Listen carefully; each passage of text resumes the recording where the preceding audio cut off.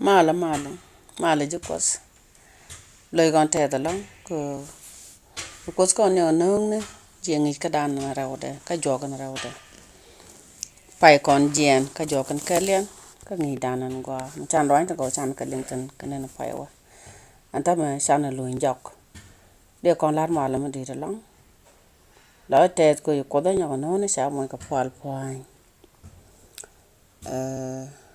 a jen ngi dan da kon ala ne won ni sang long dan ke buak sang ke ka sang dar a jana nyuma do ni nya boy jim deng mal introduction dan le la kan kono ka won nyam sana pal saga jalal tas lo ay ko daman go ko daral go daro lo tet kwar mala ko shigo nyaga nona yengi kada biga nyaw pega lo ni ko da tan kelka te dial bala dura njen to da la kan point ga je ko chode cho ra nazaret enana a chat ka man chanaleng a jen ngi dan ka ngi en rawda ke choga na rawda ke jok na rawda mo kon ga choga tit kon ka wich chalar no cha gor ka jon chol baro bet andi odeno kana me a jen tik madorar en go ngai kiji a jen kos en tokra kana yesu karaso men ti jak amen dew jariat arian mugala kaleng dan ka ja no kodan a jen kos kel karwade kana yesu me cha jakka kon tela kon kod madodien a jen ngi jeta kon tin je jo kon me ngi mugala chuba loy da long jo ko ngai kos de kon lar no gwana jen chana janga jen kos dan kos kel kara tela duom da dien mu de kon kod de kon lat ne to ko ken ke ja ko kod la da roda kara an nga je chang te rana an go imani lat kod de jogo chanda long kalet ke je chanda long kalade ko de ran jogo no kod de la da roda kara wade ne ka ta ante shagun mon kan ta ante shaga la da roda ram kenan ngach la da ran ke la da roda kon agwalo en ngi jame ken bogdan me la da ko da long la da yesu kar so kana gwan cedman cha lat ka shogan ka den go tura kos en joje gwa tura de joje gwa mishan ka ne la ran joj tura de gwa kanyen chakatin te chak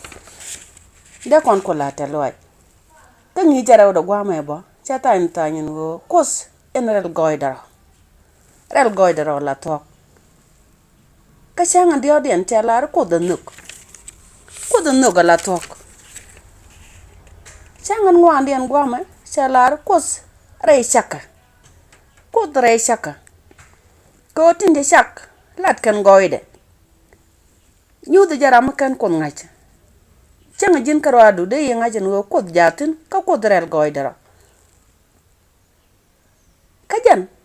tel ko muda dien misal chode Emmanuel kel ko da kel ka kon ka changa de den jan Emmanuel mo no ko a kel ka kon amen kan ni ten bana wotna tam ki introduction dan ko ti dial ti bugan man kon ko lat kon nyal ne ka kon ko na ka loy da long chang ko ja kot ke chang de long ka laran nga ji jen go kot la da roda kara re de me taba teda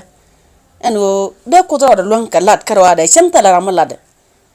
ko tura de joje gwa kanyen chaga tinte chak de kon lara le ga ta ka kor mala mo kon ka paragraph nyam den wa ngin me gwa ka ta chenga kot ajen tuk mar min bum keje jenta mar min bum keje ajan lot en bana gwit agwa kamen chirai kot alar ka kwisi nga kot rejo ka me karam kona akona rom ka charan ko amus en chingaj kodokum muden chingai kot kum en men chiwa bat mut changai ko che kum ka sho bat shina tel ngach ka shande amen cha jangach ka chamen gwa cha jangach ka chamen gwa inde lat ka kwida bai amen shi kono ngach ka chamen gwa inde lat ka kwida cha bai ka jan gwa da me ba nup en ba ka kollat nup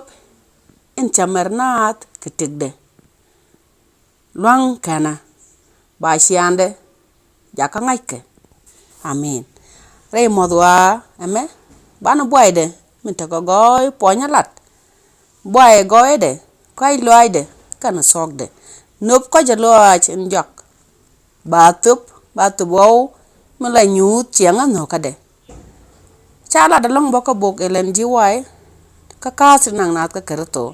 chala tin long ka page 415 da kon jekten cha kerso cha point de cha da long cha koi loy de cha latin ka cha goide